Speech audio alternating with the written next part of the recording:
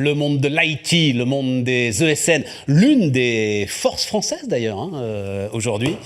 Sylvain Siva est avec nous. Salut Sylvain. Bonjour Stéphane. Fondateur de 6 ans. Tout à fait. SY. SYZN. T'aimerais qu'un jour ça devienne Saizan? C'est un peu l'ambition à la base, que ça sonne bien. C'était une volonté que le nom ne porte pas l'activité ou l'ADN. Je voulais que ça soit porté par les humains. Et pourquoi pas à l'international. Ouais, mais c'est bien ça. C'est ça. Depuis, il y a combien de temps que tu t'es lancé? 4 ans. 4 ans. 4 ans, tout à fait. Alors avant ça... Juste avant le Covid alors? Juste avant le Covid, tout à fait. Covid qui a pas mal impacté aussi l'activité et le secteur, mais par rapport à l'ADN qui avait plutôt bien pris en sur-mesure. C'est quoi l'ADN? Parce qu'on va se dire, enfin, on va se dire oui, bien sûr. Je parle comme les footballeurs, moi. IT, ESN, il y a du monde sur le marché. Il y a du monde, c'est hyper concurrentiel. Vous avez Tiens, je vais aller te chercher un petit peu d'ailleurs. Je vais sur le site internet, comme j'y ai été, de Saizan, alors on va le dire comme ça, hein, et je lis, dès la deuxième ligne, je dis une entreprise qui a du sens. Oui. Tout le monde me dit que son entreprise a du sens. Alors c'est ça. Aujourd'hui, c'est quoi ton sens à toi? Mon sens à moi, alors effectivement l'ADN était porté par moi à l'origine. Moi à l'origine je suis de formation assez classique d'ingénieur. Ouais. Donc Mathieu Mospey, école d'ingénieur, assez classique. Et j'étais consultant pendant 2-3 ans dans des sociétés de conseil assez grosses, des modèles assez industrialisés. Et sachant que j'ai une sensibilité, enfin on a tous des sensibilités différentes. La mienne était plus sur, bon, c'est très démocratisé maintenant, tout ce qui est HP, HPI, Asperger ou autre, enfin les sensibilités. Enfin, démocratisé pour toi, c'est démocratisé, hein, pour nous, pas tout à fait. Hein. Oui, non, mais c'est vrai qu'aujourd'hui on en parle beaucoup plus. Ouais. À l'époque, pas du tout. Ouais. Et donc j'avais, cette sensibilité qui a été identifiée, etc. C'était plus sur de l'appétence sur l'humain, sur les valeurs, sur la partie managériale aussi, où j'avais des facilités et des difficultés dans d'autres. Et dans ces modèles-là industrialisés dans lesquels j'ai commencé. T'avais du mal à rentrer, quoi. Beaucoup de mal. Compliqué de rentrer dans la case. Pas compatible au modèle. Ça s'appelle un entrepreneur, tu vois. À ce qui paraît, oui. Et j'ai toujours pensé, depuis, tu sais, depuis que je les croise, ces entrepreneurs, j'ai toujours pensé qu'il y avait une dimension artistique. Oui, clairement. Voilà. C'est-à-dire c'est effectivement des gars qui ont besoin de s'exprimer différemment des autres. Eh bien, il est là le point. Typiquement, l'idée, c'est que sur la partie, sur cette sensibilité-là, elle peut s'exprimer que dans un schéma particulier. Enfin, c'est-à-dire que dans ces modèles-là qui sont très industrialisés, très rigides, on est censé rentrer dans des cases. Bon, ça laisse très peu de place à exprimer son... Mais alors, ce qui est surprenant, c'est que tu démarres... Alors, au départ, je ne me gourre pas, tu démarres sur banque, assurance, finance, santé, prévoyance, des trucs hyper normés, toute couche de compliance colossale, héritage et legacy aussi en termes d'IT colossal sur l'ensemble de ce secteur. Oui, effectivement, très réglementé. Oui. Le début, quand j'ai commencé en tant que business manager, donc côté commerce, donc j'étais d'abord consultant informatique. Ouais. Et ensuite, on m'a plusieurs fois proposé de passer côté commerce pour des questions de facilité à remonter des leads aussi au-delà de mes projets. Ouais. Je le faisais assez naturellement. On me l'avait proposé plusieurs fois, on avait insisté. Le côté entrepreneurial me plaisait, le côté humain, parce qu'on est dans un business model pas scalable. Donc plus on grossit, plus on recrute des humains. Ouais. Donc forcément, par rapport à mes appétences, ma sensibilité, c'était plutôt cohérent. Après, effectivement, ça m'a un peu rebuté. Enfin, le métier de commercial m'avait un peu rebuté.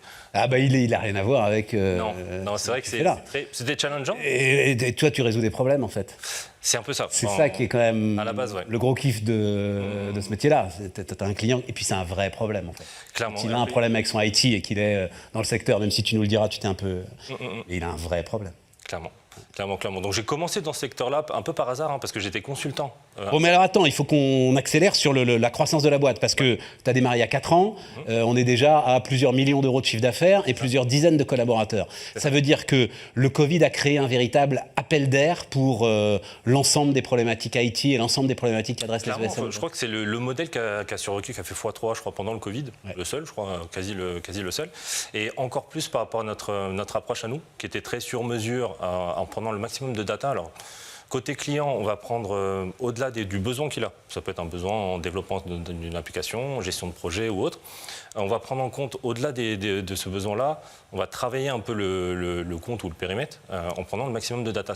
C'est-à-dire en prenant en compte le mindset de la société, la maturité de la DSI, parce que ce n'est pas la même que pour un gros groupe que pour des structures intermédiaires. Absolument. Il y a certaines habitudes des anciennes structures, ils ont du mal à passer le cap. Donc on va prendre en compte ces sensibilités-là aussi, de la personnalité des managers de nos clients. Donc l'idée, c'est de qualifier au max, pendant le maximum de data, toujours avec ce côté, l'hypersensibilité un peu, c'est capter le maximum de data aussi, hein, pas palpable aussi.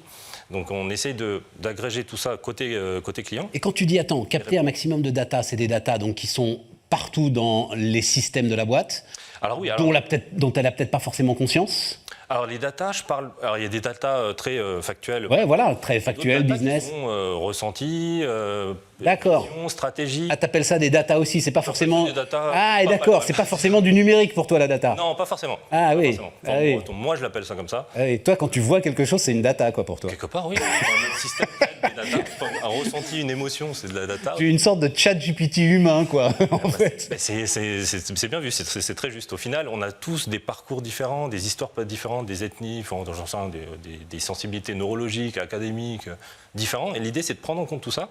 Alors, côté consultant, on va prendre en compte tous ces aspects-là. Oui, mais il faut, à un moment, il faut que tu normes ça quand même. Il faut que ça rentre dans des grilles d'évaluation, de KPIs et tout ça. Alors ça, on est obligé. Donc, on s'appuie aussi, on a dû processer. Alors, c'est pas juste, effectivement, que des hypersensibles. Voilà, des gars qui discutent entre eux.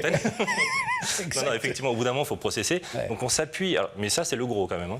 L'idée c'est de recruter aussi des gens qui vont recruter et qui ont cette appétence-là et cette sensibilité-là, et de les mettre dans des dispositions qui leur permettent d'exprimer aussi cette sensibilité-là, d'autres, et de travailler sur là où ils sont un peu moins à l'aise que la moyenne. Voilà, enfin, il n'y a pas de tabou sur ces aspects-là. Et donc ils vont capter, alors eux c'est le principal, je ne sais pas comment dire, canal pour capter un peu toutes ces datas-là. Ouais. Derrière, on a aussi des énéagrammes, des tests psychologiques, sans faire de la psychanalyse à outrance. Hein. Comment alors, le truc, parce que le temps tourne très vite, c'est super intéressant, mais il ne faut pas qu'on fasse trop long.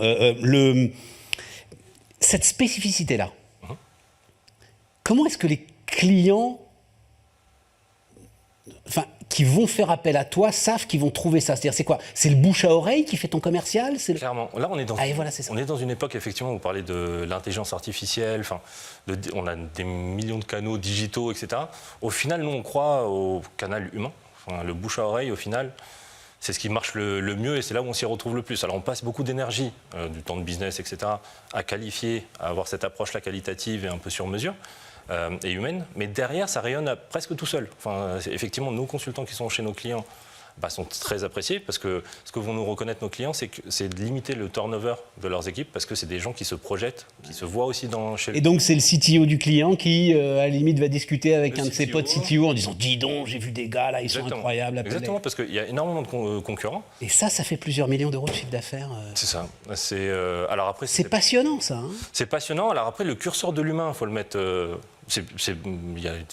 l'humain est capable du pire comme du meilleur, mais le curseur de l'humain dans le management, etc., il faut bien le placer aussi. Si on le place trop dans l'humain, il peut y avoir des dérives aussi. Juste pour terminer, j'ai dit banque, assurance, finance, prévoyance, et tu t'es étendu sur quel secteur maintenant? Qu'est-ce qui t'intéresse? Là, on s'est déjà étendu sur des secteurs comme l'industrie, les transports, BTP, etc. Pourquoi la banque assurance aussi, au-delà de moi? Rapidement, parce qu'on est au bout. Très rapidement, c'est que c'est un terreau c'est les contextes les plus complexes. En fonctionnellement, réglementaire, vous parliez du réglementaire, etc. Et donc le sur-mesure est encore plus adapté. Pour le coup, si on a capté plus de data, c'est-à-dire technique, fonctionnelle, ressenti, mindset, c'est beaucoup plus pointu. Et c'est là où les clients nous challengeaient. On leur disait, vous fournissez ça. C'est le patron de la Société Générale, Frédéric Oudéa, qui m'avait dit, mais nous ne sommes que du digital. La banque aujourd'hui, ça n'est rien d'autre en fait. Clairement. Que des 0 et des 1. C'est ça. Voilà. C'est ça. Donc il faut que ça marche. Ils ne peuvent pas se permettre de louper le virage. Non, il faut que donc c'est là où ils vont investir aussi le plus. Donc, d'ailleurs, c'est notre premier client.